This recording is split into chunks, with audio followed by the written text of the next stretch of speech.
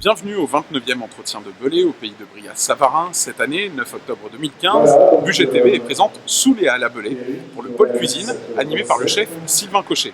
Émulsion de chèvre frais comme un cheesecake, noix glacée et cendres de pain d'épices. Donc ça, c'est pour 16 heures ce soir, pour être sûr que vous reveniez nous voir ce soir. Alors toujours à ces 29e entretiens de Belay au pays de Brie-à-Savarin, au pôle cuisine, on a donc pu assister il y a quelques minutes à la démonstration culinaire de Marc Héritier, chef du restaurant Temporel à Belay. Et puis là, on l'entend derrière moi d'ailleurs, Eric Oliver, qui est le chef du restaurant Le Vieux Tilleul à Belmont-Lutézieux. On va voir un petit peu ce qu'il prépare.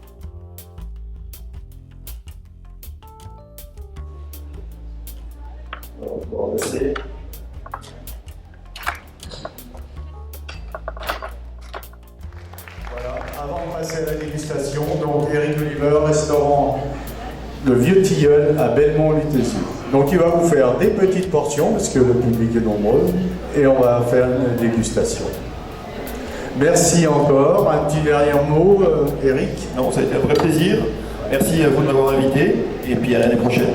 Voilà. Avec mes petites cerises, bien sûr. On va dire Christine la Modeste qui côtoie tous les plus grands chefs et qui dit simplement qu'elle est petite cuisinière, mais au quotidien, avec les grands chefs.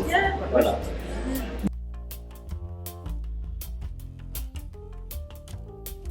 Alors je suis devant Mike qui est héliciculteur. Ah mais je me trompe pas. Et c'est un métier exceptionnel parce que vous savez ce qu'il fait? Il élève et il produit, c'est ça hein, des escargots. Alors c'est pas pour s'amuser, il y a une dame qui nous dit d'ailleurs que c'est super, c'est pas pour s'amuser du tout hein. C'est vraiment pour les vendre et puis pour les manger bien sûr. Voilà, alors il les prépare d'ailleurs, on est en train de voir, il a derrière une petite poêle, vous voyez, un petit poêlon là, pour les préparer à base de persil et d'ail bien sûr, voilà. C'est la recette traditionnelle.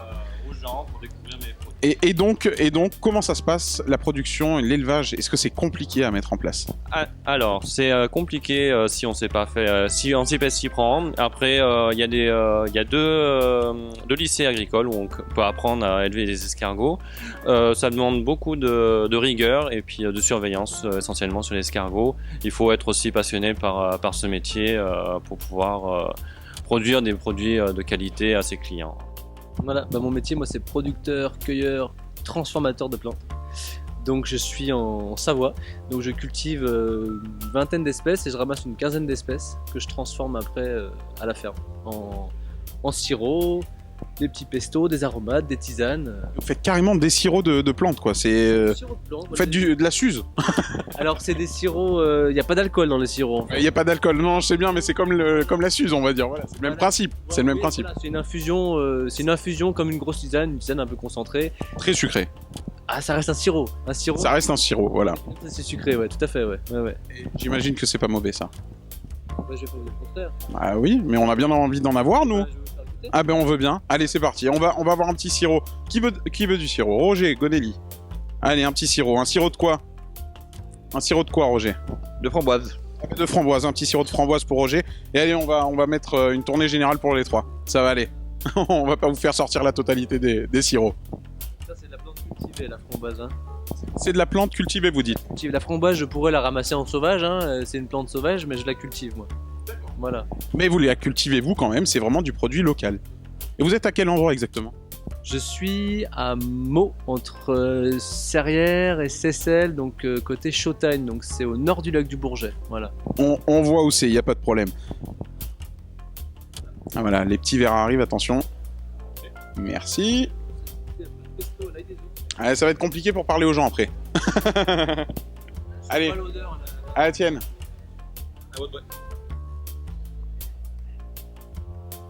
C'est doux, c'est très très bon. Très très bon. Reporter, c'est une profession idéale. C'est terrible, c'est délicieux.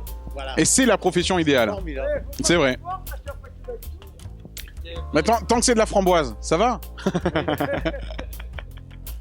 Alors vous êtes le petit-fils, c'est ça? Ou l'arrière-petit-fils? J'ai pas compris exactement. De Monsieur Jouvenal. Voilà, je suis le neveu en fait de Pierre Jouvenal. Et Pierre Jouvenal, c'est son grand-père qui a fondé la maison Jouvenal. Et du coup, en fait, c'est la 3e génération. Et le fils de Pierre Jouvenal, qui est mon cousin, du coup, c'est la 4e génération. Donc en fait, de père en fils, ils se transmettent cette passion pour le chocolat. Ouais. D'accord, ça a été fondé en 1912, c'est ça? C'est ça, exactement, en 1912. C'est exceptionnel de récupérer quelque chose comme ça. Bah, en fait, C'est un trésor. c'est impressionnant, ouais. C'est une passion. C'est une passion qui se transmet. C'est comme ça, en fait.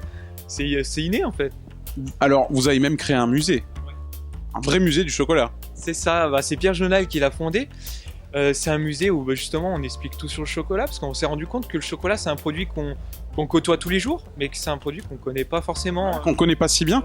Est-ce que vous pouvez nous présenter quelque chose quelque chose qui se vend le mieux, on va dire, le produit phare de votre établissement? Alors on a la spécialité, c'est le chocolat Damnation.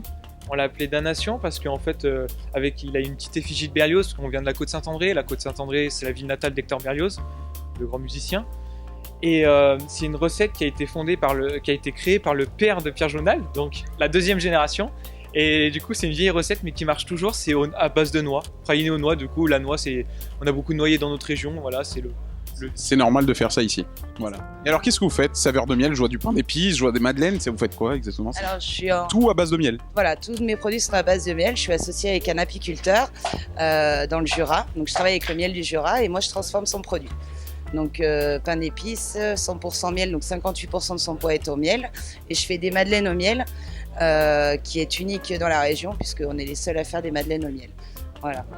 Merci Lydie. C'est pas ça? C'est Lydie? Oui. Ça? Allez, vas-y. Et alors, je crois qu'il y a un fait exceptionnel. Et vous allez voir le petit bandeau qui va s'afficher en dessous. Voilà, il s'affiche. Avec à consommer avec modération. Mais de quoi? Du vin? Du rouge. Et c'est du Beaujolais. C'est du moulin avant. Hein. Du moulin avant. Du moulin avant. Délicieux. Délicieux, bah, je m'en doute. Hein, Roro? Parce qu'il se bonifie en vieillissant. C'est un cru de garde. Donc il peut durer de 5 à 10 ans. C'est tout comme toi, Roro. Tu te bonifies en vieillissant. Vous êtes du domaine donc des Fontagneux. Le moulin à vent, appellation d'origine contrôlée. Voilà, le cru, c'est le moulin à vent. Hein. Et puis, ben, c'est à Chéna.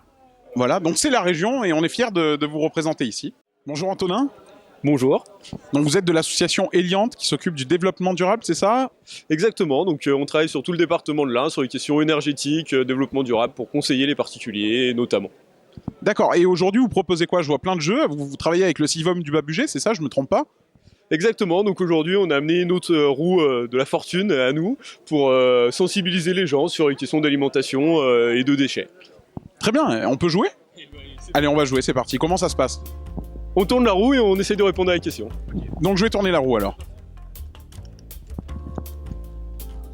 Un peu ridicule, hein? Le million. Alors donc ma petite question. Donc question sur l'alimentation. Combien existe-t-il d'AOC dans le département de l'Ain?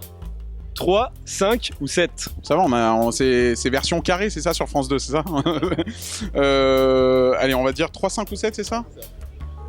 Je veux dire 5. C'est 5. Alors maintenant, il faut me les lister. AOC 1, AOC 2, AOC 3, AOC 4, AOC 5. Vous pouvez nous dire un peu plus de détails. Vous pouvez nous dire ce que... Alors, les 5 AOC du département de l'Ain, on a le beurre et la crème de Bresse. C'est le dernier arrivé. On a les vins du Bugey, vins et spiritueux du Bugey. On a les volailles de Bresse. On a le bleu de Bresse. Et on a aussi le comté, qui est surtout en Franche-Comté, mais où il y a une partie de l'AOC qui est aussi dans le département de l'Ain. Donc vous êtes coordinatrice de la journée ici pour les conférences? Oui, tout à fait. Voilà. Donc j'ai eu le plaisir d'animer cette journée des entretiens de Belay au pays de Bria-Savarin sur le thème alimentation santé. Donc un thème extrêmement vaste et nous avons monté une journée avec aussi bien des médecins nutritionnistes que des producteurs, que des industriels qui se positionnent sur le créneau alimentation santé, qu'un sociologue, des créateurs d'entreprises, des chefs cuisiniers. Tous ces gens-là ont montré leur approche de l'alimentation santé.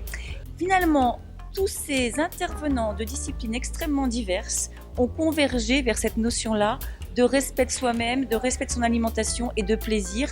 Et la santé vient avec tout ça. Alors, simple et rapide, c'est ce qu'on a souvent aujourd'hui. Hein. Quand on rentre à la maison, on a envie que ce soit simple et rapide, et donc un plat vite fait. Est-ce que c'est important, ça, justement, de perdre ses habitudes? Mais chaque consommateur est pluriel en fait. Ce que vous me décrivez là, c'est la semaine. Mais le week-end, vous allez être un autre consommateur et vous allez manger autrement. Et quand vous allez au restaurant, vous allez être encore un autre consommateur.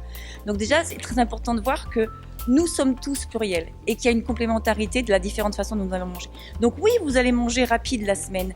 Oui, vous allez utiliser des produits industriels préparés ou des choses que vous aurez cuisinées plus rapidement grâce aussi aux équipements modernes et ce que nous permet l'électroménager moderne. Mais tout est possible dans la mesure où on varie son alimentation et où on regarde son alimentation sur l'ensemble de la semaine, sur l'ensemble du mois même. Notre organisme n'a pas besoin d'une alimentation équilibrée au jour le jour. Il va réguler l'apport nutritionnel sur un certain nombre de semaines. Donc du coup, oui, quand vous êtes pressé, vous mangez comme vous avez envie de manger. Mais simplement, sachez qu'à un autre moment, vous allez équilibrer, vous allez mettre davantage de légumes, prendre le temps de manger une salade verte, prendre le temps de cuisiner vous-même des plats plus sains et plus simple. Alors on a appris d'ailleurs qu'il y avait l'entreprise Seb qui était représentée ici aujourd'hui apparemment pour les frites, on va dire, les moins grasses possibles. C'est ça? Oui. C'est exactement ça. Alors avec une cuillère, d'après ce que j'ai compris, dans leur machine, ça fonctionne très bien et on a des frites croustillantes extra. Est-ce que c'est possible de faire de la cuisine en général, au quotidien même, ce sera encore mieux, sans trop de gras finalement? Mais alors, c'est possible grâce à cet appareil. La bonne cuisine, bien sûr. Bien sûr, c'est possible grâce à des appareils comme celui-ci qui a été présenté parce qu'il a été conçu dans cette préoccupation. Et ce qui est important de voir, c'est que la préoccupation d'un industriel qui est la préoccupation de vendre des machines peut rejoindre tout à fait celle du consommateur et l'intérêt santé du consommateur.